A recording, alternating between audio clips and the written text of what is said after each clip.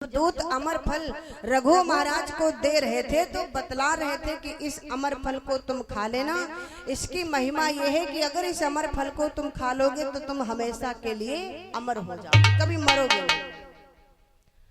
अब जैसे ही गुप्तचरों ने जाकर के बतलाया तो हुआ क्या, पंडित जी को कहा अच्छा ये अमर फल रघु खाएंगे, हो ही नहीं सकता, ये तो फल मैं खाऊंगा।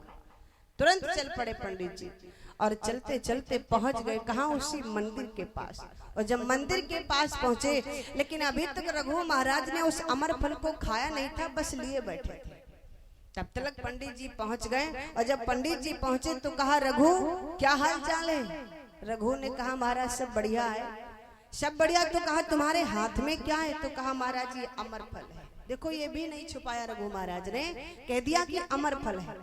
तो कहा अमर फल, हाँ तो इस फल को तुम क्या करोगे खा करके। ऐसा करो तुम्हारे कोई आगे पीछे है भी नहीं है, तुम मर जाओगे तो तुम्हारे कोई रोने वाला भी नहीं है। और महाराज इस अमर फल की तो जरूरत मुझे है, क्योंकि अगर मैं मर गया तो 700 रानियां विधवा हो जाएंगी महाराज, इसलिए तुम्हें अमर फल की जरूरत नहीं, अमर फल की जरूरत तो मुझे है, इसलिए हमें दे दो। रघु महाराज ने कहा ठीक है गुरु महाराज तुम्हें जरूरत है तो आप ले लो। दे दिया। आज पंडित जी उस अमर फल को लेकर के चले, बड़ा प्रसन्न है, वाह जीवन में हमें तो हर चीज मिल रही है, जो मांगा सो मिल गया। अब ये अमर फल भी मिल गया, अब मैं इस अमर फल को खा लूंगा तो हमेशा के लिए अमर हो जाऊंगा, कभी नहीं मरूंगा। आज हुआ ये, पंडित जी अमर फल को लेकर के आए, जैसे ही अपने द्वारे पर पहुंचे तो पहरेदारों ने देखा, और पहरेदारों ने ये बात सुन ली थी जिस समय गुप्तचर बतला रहे थे पंडित जी को। पहरेदारों ने सुन लिया था तो पहरेदार एक दूसरे से बात करने लगे, भैया कोई उपाय किया जाए। ये पंडित तो बड़ा लालची निकल गया, अरे हमारे रघु महाराज का सब कुछ छीन लिया, राजपाट भी छीन लिया, 700 रानियां भी छीन ली, और अब देखो ये अमर फल भी छीन लाया, तो महाराज कुछ किया जाए। गुप्तचर इधर पहरेदारों ने आपस में विचार विमर्श किया, और जैसे पंडित जी पहुंचे हैं द्वारे पर तो पहरेदार बोल पड़े, महाराज ये हाथ में क्या लिए हो। पंडित जी ने कहा ये अमर फल है। कहा अमर फल, हाँ किसने दिया। कहा रघु महाराज ने दिया। रघु ने अमर फल दिया। गुप्तचरों ने कहा महाराज एक बात बताओ, तुम्हारी बुद्धि पर गाज गिरी है, तुम्हारी बुद्धि पर पत्थर पड़ गए। तो पंडित जी ने कहा क्यों, हमारे बुद्धि पर पत्थर क्यों पड़ेंगे। कहा पत्थर इसलिए कोई अमर फल भला तुमको देगा, अमर फल देगा। अरे अगर ये अमर फल होता तो मनु महाराज स्वयं न खा, वो रघु महाराज स्वयं न खा लेते, तुम्हें काय को देते। तो कहा मैं तुम्हारी बात समझा नहीं। जब पंडित जी ने कहा तुम्हारी बात नहीं समझा, तो पहरेदारों ने कहा बात ये है कि जिसने आपने जिसके राज्य को छीन लिया, दान में ले लिया, आपने जिसकी 700 रानियों को दान में मांग लिया, का महाराज वो तुम्हारे ऊपर खुश हुई। तो कहा मैं कुछ समझा नहीं। पंडित जी ने कहा मैं कुछ समझा नहीं। तो कहा आप समझने को बचा ही क्या, ये अमर फल नहीं है। तो कहा फिर कहा यो है जहर फल, अगर इसका तुम खा लिया है तो ये मारे। और सुनो महाराज इतने दिन रघु यहाँ पर राजा बनकर के रहे तो हम सबको बड़ा कष्ट रहा, और जब से महाराज आप राजा बने हो सब सुख ही सुख है। ऊपर मनी कह रहे भैया का सब सुख ही सुख है, और हम ये चाहते हैं कि महाराज आप न मरो और रघु भले मर जाए। तो यू फला ही करो, तुम हुआ फेंक आओ, तुम न खाओ। जब इतनी बात सुनी पंडित जी ने, तो पंडित जी ने सोचा ये पहरेदार तो भाई हमारे बड़े हितैषी बन रहे हैं। तो कहा ठीक है लाओ मैं फेंक आऊं। पंडित जी ने कहा ठीक है तुम लोगों की बात मान के मैं इसे फेंके दे रहा हूं। अब जैसे इतनी बात कही तो पहरेदारों ने सोचा कि पता नहीं पंडित जी होशियार भी बहुत ज्यादा हैं, और ऐसा ना हो हम लोग हिया तो बताई दे और फेंक बहाने जाए कहूँ गले में खा ही ले तो ये अमर हो जाएंगे। तो ऐसा करते हैं लाओ हम है इनसे ले ले, और जहां हमारे रघु महाराज बैठे उसी ओर हम फेंक देंगे तो रघु महाराज की नजर पड़ जाएगी, तो वो उठा करके इस फल को खा लेंगे और मेरे राजा अमर हो जाएंगे। पंडित जी जैसे चले वो अमर फल फेंकने के लिए, तो पहरेदारों ने कहा महाराज आप कष्ट काहे करे हो, आप है कि राजा तुम वहां फल फेंक दियो, हम काला हम बह फेंके। पंडित जी ने दे दिया, लो भाई तुम ही फेंकाओ। आज पहरेदार चल पड़े फेंकने के लिए। पंडित जी तो महल के अंदर चले गए। अब पहरेदार फेंकने के लिए जिस समय फल चले हैं तो जहां पर मंदिर था भगवान विष्णु का उधर ही फेंक दिया और उधर फेंक करके चले आए। भैया उसी जंगल में एक सास और एक बहू रहती थी। ध्यान दीजिएगा, बेचारी सास अपनी बहू से बड़ा परेशान थी, बहुत परेशान थी, क्योंकि बहू जो थी वो अपनी सास को प्रतिदिन मारती थी, न तो भोजन देती थी न पानी देती थी, मारती थी, ऊपर से बड़ा कष्ट देती थी। तो एक दिन ऐसा हुआ, विचार किया उस सास ने क्या कि अब मैं आज जाकर के अपने प्राण दे दूंगी और बहू के हाथों अब मार नहीं खा पाऊंगी। चल पड़ी अपने प्राण देने के लिए। विधि का विधान, भैया विधि का विधान, जिस समय चली है अपने प्राण देने के लिए, जिधर वो अमर फल पड़ा हुआ था उधर ही वो चल पड़ी। ध्यान दीजिएगा, उधर ही चल पड़ी और चलते चलते बेचारी 3-4 दिन की भूखी थी, भूख के प्यास के मारे चला भी नहीं जा रहा था। धीरे धीरे पहुंची तो क्या देखा, आगे अमर फल पड़ा हुआ देखा। फल देखा, ये तो नहीं जानती थी कि ये अमर फल है, पर फल पड़ा देखा तो उसे भूख लगी थी, 3-4 दिन की भूखी थी। उसने कहा कि लाओ पहले इस फल को खा ले और फिर उसके बाद में देखा जाएगा। और भैया जब भूख लगती है तो गुस्सा भी बहुत आती है, क्रोध भी बहुत आता, और अगर भूख शांत हो जाए, कुछ भोजन पानी कर लिया जाए, भूख शांत हो जाए तो क्रोध अपने आप शांत हो जाता है।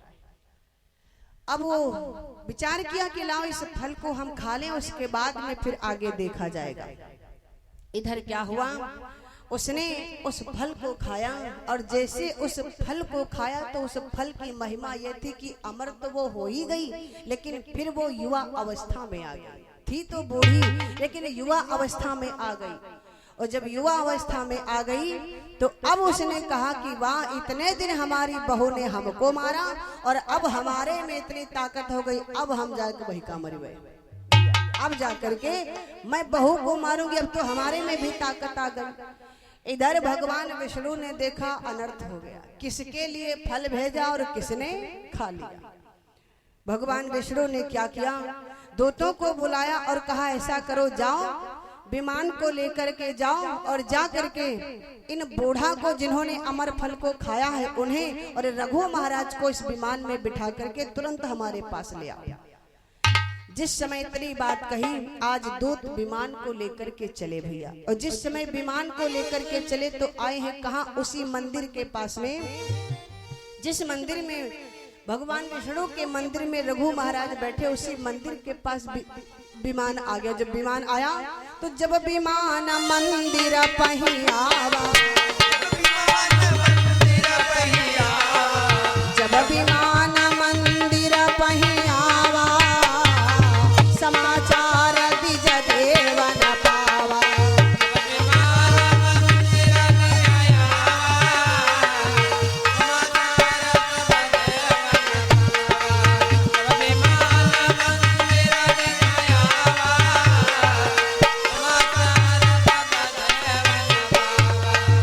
जब विमान मंदिर पहियावा, समाचार दिज देवन पावा। इधर जब विमान मंदिर के पास में आया, दूत उतर करके विमान से रघु महाराज के पास में पहुंचे और कुछ दूत भागे उन बूढ़ा को पकड़ लाए। भैया उन बूढ़ा को पकड़ लाए और रघु महाराज से कहा कि चलो। रघु महाराज ने कहा कहाँ चले, तो कहा तुम्हें आज भगवान विष्णु ने अपने वैकुंठ लोक में बुलाया। जिस समय इतनी बात कही, इधर गुप्तचर तो लगे हुए थे, रघु महाराज के पीछे दौड़ करके गए, बतलाया किसको, पंडित जी को। पंडित जी से कहने लगे महाराज, इतने दिन आपको राज करते हुए हो गया, लेकिन आज तक आपके लिए कभी विमान आया? तो कहा हमारे लिए तो विमान नहीं आया।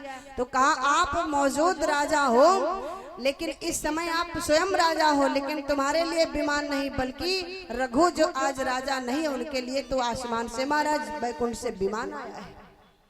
कहा विमान आया? तो कहा हाँ विमान आया है। तो कहा अच्छा चलो देखते हैं। तुरंत पंडित जी वहां से भाग पड़े। ए भैया पंडित जी वहां से भागे। इधर क्या हुआ, रघु महाराज कहने लगे ठीक है चलो। उन दूतों ने क्या किया, बूढ़ा जी को उसी विमान पर बिठाया और रघु महाराज को विमान पर बिठाया। जिस समय विमान पर बिठा करके धीरे से विमान को चलाया तो हुआ क्या, बुढ़िया और भूपति बैठा रे, बुढ़िया और भूपति बैठा रे, बुढ़िया और भूपति बैठा रे, बुढ़िया और भूपति बैठा रे, बुढ़िया और भूपति बैठाए, दिया दूतन विमान चलाए, दिया दूतन विमान चलाए, दिया दूतन विमान चलाए। भूपति बैठाए, बुढ़िया भूपति बैठाए, दिया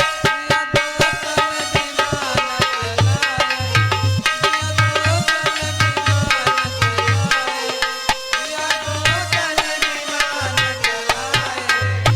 दूतों ने क्या किया, उन बूढ़ा को विमान में बिठाया और रघु महाराज को विमान में बिठाया और विमान में बिठा करके जैसे ही विमान को उड़ाया, भैया ध्यान दे, तो धीरे धीरे विमान ऊपर उठने लगा। पंडित जी ने देखा, अरे विमान तो जा रहा है, हम तो रह जा रहे, भाग पड़े और भागते भागते गए भैया। तब तक थोड़ा विमान और ऊंचे हो चुका था, लेकिन पंडित जी कहाँ छोड़ने वाले। ए भैया, पंडित जी ने लगाई छलांग तो पावा पकड़ी संग फिर लागा, पावा पकड़े संग जलावा, पावा पकड़े संग जलावा, पावा पकड़ी दीप संग लागा, लाल चकरी संग चला भागा, पावा पकड़े संग जलावा, लाल संग जलाया भागा, पावा पकड़े संग जलावा, लाल संग जलाया भागा। पंडित जी ने लगाई छलांग तो विमान तो न पकड़ पाए, लेकिन विमान के नीचे जो पावा लगे थे सो पावा पकड़ में आ गए। और जब पावा पकड़ में आए तो पावा पकड़ के आज लटके लटके पंडित जी जा रहे हैं। जिस समय विमान पहुंचा है भगवान विष्णु के वहां, और जैसे विमान नीचे उतरने लगा तो पंडित जी ने तुरंत लगाई छलांग, दूर खड़े हो गए। विमान जब नीचे उतरा, दूतों ने देखा, जब दूतों ने देखा तो आपस में दूत बात करने लगे, ये पंडित कहाँ आएगा, इनका तो हम लई बोना ही कहने, हमसे पहले यहाँ ठाड़े, तो कहा पता नहीं। आज दूतों ने क्या किया, पंडित जी को भी साथ में लिया, रघु महाराज को साथ में लिया और पहुंच गए कहाँ, भगवान विष्णु के पास। और जिस समय भगवान विष्णु के पास पहुंचे तो भगवान विष्णु ने दूतों की ओर इशारा किया, हमने तुमको किस किस को लाने को कहा था और किसको बटोर लाए। दूतों ने कहा, इशारे में ही कह दिया महाराज, हम जान नहीं पाए कि ये पंडित जी कैसे आ गए, कैसे आ गए। तो कहा पूछो। अब पूछा पंडित जैसे कि पंडित जी तुम यहाँ कैसे, तो कहा तुम लोग क्या समझ रहे हो कि हमें तुम लाओगे नहीं तो हम आ नहीं पाएंगे। अरे विमान पर बैठ के ही तो नहीं आए, पर पावा पकड़ के लटक के तो चले आए, छोड़ने वाले कहाँ हैं। ए भैया, जैसे इतनी बात सुनी भगवान विष्णु ने दूतों से कहा, सुनो, हरि बोले तब दूत से द्विज को लाओ घुमाए, दूत संगले चल दिए स्वर्ग को रहे देखा। आज दूत जो थे क्या करते हैं, पंडित जी को साथ में लिया और स्वर्ग की शोभा दिखाने लगे। जब स्वर्ग की शोभा दिखाने लगे, अब पंडित जी जो जो चीज पूछ रहे सो चीज वो दूत जो है बताते जा रहे हैं। पंडित जी ने क्या देखा, आगे एक अयोध्या जैसी नगरी को देखा जो सोने की बनी हुई है। भैया, अयोध्या जैसी नगरी सोने की वहीं स्वर्ग में बनी हुई। जैसे पंडित जी ने उस अयोध्या नगरी को देखा तो कहने लगे, दूतों से पूछा, एक बात बताओ, ये अयोध्या नगरी यहाँ पर, अरे ये तो सेम उसी प्रकार से बनी है जहाँ का राजा मैं हूँ, वैसी ही नगरी बनी है, ये किसके लिए है। जब इतनी बात पूछे तो दूतों ने कहा, सुनो, अवध का दान भूपन कीन्हा, अवध का दान भूपन कीन्हा, अवध का दान भूपन कीन्हा।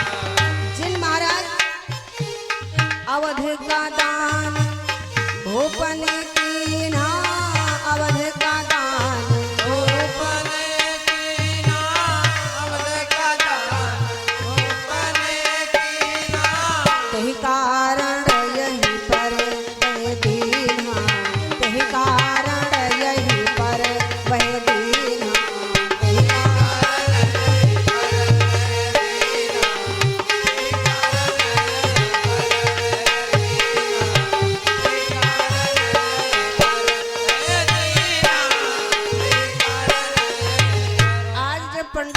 पूछा ये अयोध्या जैसी नगरी यहाँ पर ये किसके लिए है? तो दूतों ने कहा एक लालची ब्राह्मण था, एक लालची पंडित था, उसने रघु महाराज की 700 रानियों को दान में मांग लिया और राज भी दान में मांग लिया। ये वहां पर जो दान किया है रघु महाराज ने, तो वहां के दान के बदले यहाँ स्वर्ग में उनके लिए अयोध्या जैसे महल का निर्माण हुआ है। यहाँ पर रघु महाराज रहेंगे। और जब इतनी बात सुनी तो पंडित जी ने सोचा हुआ की तो बन गई, अगर कहूँ हियो की बन जाए तो हमारा जीवन सफल रहा। वहाँ की अयोध्या नगरी तो हमने दान ही करा ली, लेकिन यहाँ की भी छोड़ेंगे नहीं, रघु महाराज से यहाँ की भी अयोध्या नगरी दान करा लूंगा। थोड़ा और आगे बढ़े। जब और आगे बढ़े तो एक नरक कुंड बना हुआ था। पंडित जी ने जैसे उस नरक कुंड को देखा तो कहा एक बात बताओ, बनाए नरक कुंड के ही हेता, बनाए नरक कुंड के ही हेता, तब ही दूतने कीन सचेता। बनाए नरक कुंड के हेता, तब दूतने कीन सचेता। बनाए नरक कुंड के हेता, तब दूतने कीन सचेता। आगे नरक कुंड बना हुआ था। पंडित जी ने दूतों से पूछा ये क्या है, ये नरक कुंड किसके लिए बना है? तो दूतों ने कहा ये नरक कुंड उन्हीं पंडित जी के लिए बना है जिन्होंने रघु महाराज की 700 रानियों को दान कराया था, अयोध्या जैसी नगरी को दान कराया था। ये उन्हीं पंडित जी के लिए नरक कुंड बना। अब पंडित जी ये समझ नहीं पा रहे कि ये हम है कहा, इतना मगन है हुआ। ए भैया, इतना कहने के बाद में दूतों ने क्या क्या उठाया पंडित जी को और उठा करके नरक कुंड में डाला। अब पंडित जी नरक कुंड में पड़े चिल्ला रहे। इधर क्या था, पंडित जी के चिल्लाने की आवाज रघु महाराज के कान में पड़ी। जब रघु महाराज के कान में पड़ी तो रघु महाराज पहुंच गए कहाँ, उसी नरक कुंड के पास में जहाँ पंडित जी पड़े। जब नरक कुंड के पास पहुंचे तो रघु महाराज ने देखा, पूछने लगे कहीं कारण दीजे नरक डरावा।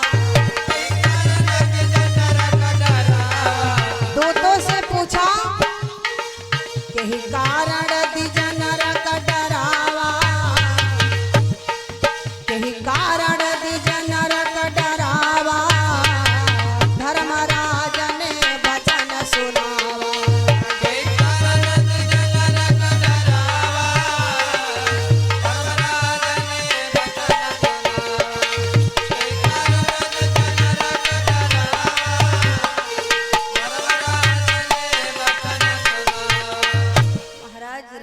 जाकर के पूछा कि ये बताओ इन पंडित जी को इस नरक में किसने डाला है? दूत कहने लगे महाराज हमने डाला है। तब तक यमराज जी महाराज भी आ गए। और जब यमराज जी महाराज आए तो कहा, दूतों ने कहा हमने पंडित जी को नरक में डाला है। रघु महाराज ने कहा तुमने क्यों डाला नरक में, किसने कहा था तुमसे डालने के लिए कि इनको नरक में डाल दो? यमराज जी महाराज कहने लगे महाराज एक बात बताओ, अरे ये पंडित ठीक नहीं, इसने तुम्हारी 700 रानियों को दान करा लिया और आपका राजपाट भी दान करा लिया, तो ये नरक का ही अधिकारी है, इसलिए इसे नरक ही मिलना चाहिए, इसलिए हमने इसको नरक में डाल दिया। और जब इतनी बात कही तो रघु महाराज कहने लगे नहीं, इसमें गलती पंडित जी की नहीं है। अब देखिएगा, इसमें गलती पंडित जी की नहीं है। यमराज जी महाराज ने कहा पंडित जी की गलती नहीं तो फिर किसकी गलती है? यमराज जी ने कहा महाराज आप भूल गए, रानी यह तुम्हारी ठगी महाराज, नारी यह तुम्हारी ठगी लीना, यह अपराध दोष ने कीना।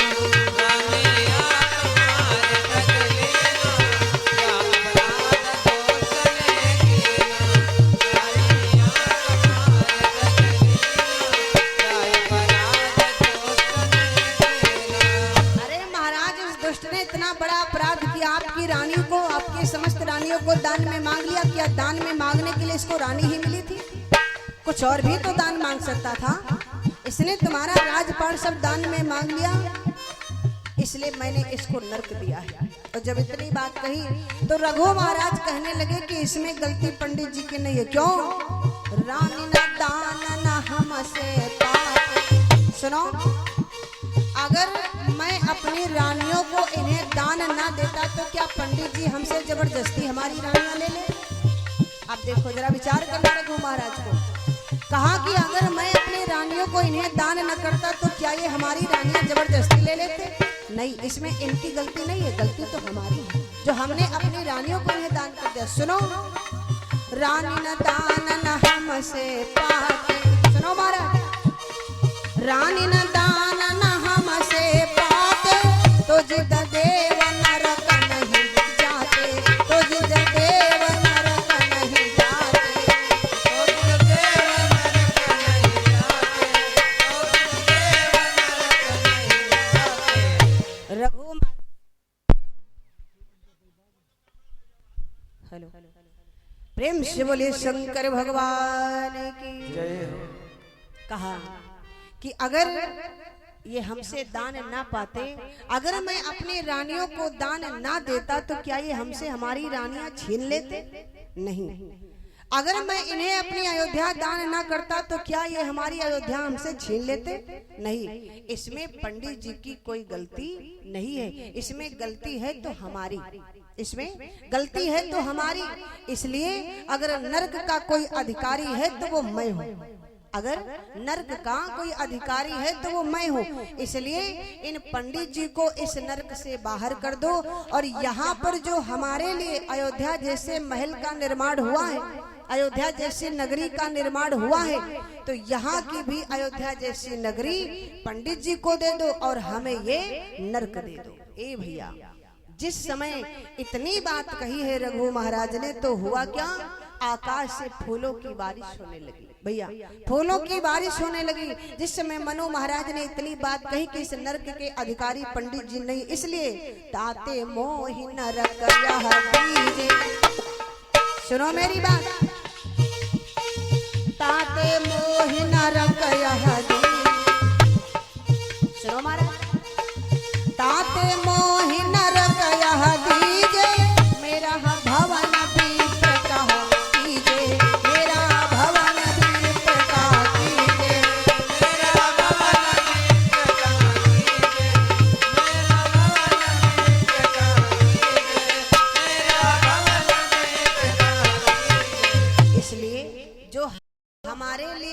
स्वर्ग में जो हमारे लिए राजमहल का निर्माण हुआ, अयोध्या जैसी नगरी जो मुझे देने वाले थे आप, यहाँ स्वर्ग में उस नगरी को भी, उस महल को भी इन पंडित जी को दे दो और हमें इस नर्क, हमें इस नर्क में डाल दो। ये नर्क हमारे लिए है, इसमें पंडित जी की कोई गलती नहीं। लिया रघु ने बीत्र को कुंड से तुरंत निकार, स्वर्ग लोक में हो रही रघु की जय जयकार। आज रघु महाराज ने पंडित जी को नरक से बाहर निकाल लिया, और जिस समय नरक से बाहर निकाल लिया, इस दृश्य को देख करके स्वर्ग लोक में भी रघु महाराज की जय जयकार होने लगी। धन्य हो रघु महाराज, आपके समान ऐसा दानी कौन होगा जो पृथ्वी में आपका राजपाट था सो तो दान कर ही दिया, और स्वर्ग का स्थान भी आपने पंडित जी को दे दिया, अपने 700 रानियों को दान कर दिया। ऐसा दान कौन कर सकता है? ऐसे भूप रहे रघुराई,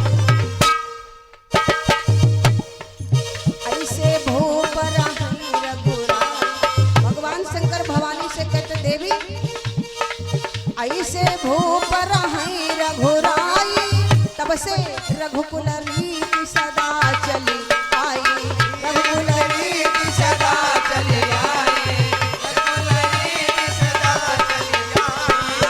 ऐसे भूप रहे रघुराई, ऐसे भूप रहे रघुराई, रघुकुल रीति सदा चली आई, रघुकुल रीति सदा चली आई। रघु महाराज ने अपने वचन को नहीं जाने दिया, स्वयं अपने लिए नरक कुंड ले लिया, लेकिन पंडित जी को बचा लिया। भगवान शंकर माँ भगवती से कहने लगे देवी तभी से ये रघुकुल रीति चली आ रही। बाबा जी ने भी अपनी मानस में रघु महाराज की रीत का वर्णन दर्शा दिया, लिख दिया। रघुकुल रीति सदा चली आई,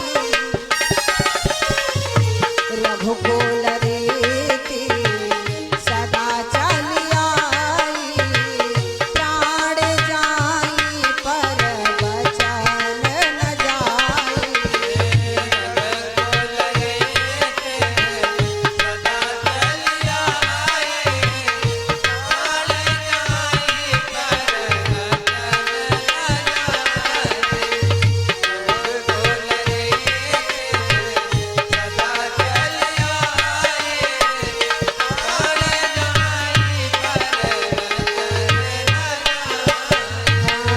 रघुकुल रीति सदा चली आई, प्राण जाई पर वचन न जाई।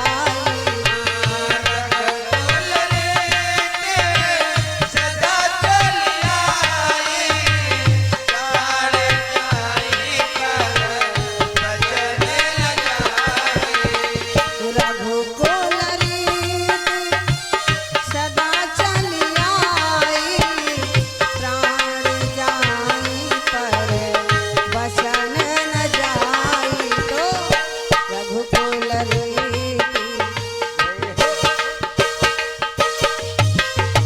रघुकुल रीति सदा चली आई, रघुकुल रीति सदा चली आई, प्राण जाई पर वचन न जाई।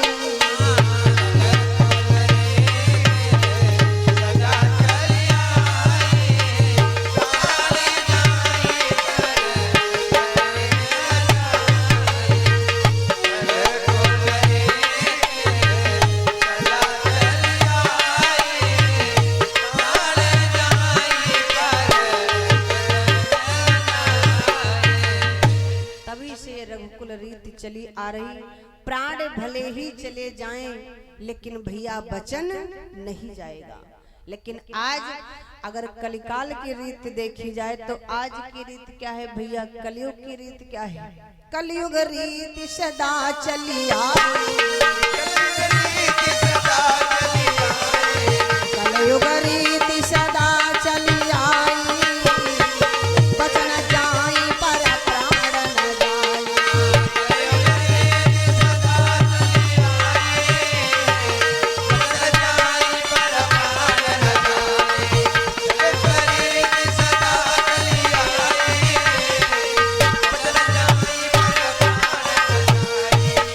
आज कलयुग की रीति क्या है? वचन चाहे भले चला जाए लेकिन प्राण न जाने पाए। और तब की रीत क्या थी? रघुकुल की रीत क्या थी? प्राण भले चले जाएं लेकिन वचन न जाने पावे। आज भगवान शंकर ने माँ भगवती को बतलाया देवी, इसीलिए रघु महाराज की रीति का वर्णन तुलसी बाबा ने अपनी रामचरितमानस में किया। भगवती समझ में आया? भगवती बोली हाँ महाराज समझ में तो आया। सुनकर कथा उमा हरसाई, सुनकर उमा कथा हरसाई, पुण्य पुण्य शिव चरणन सिर नाई।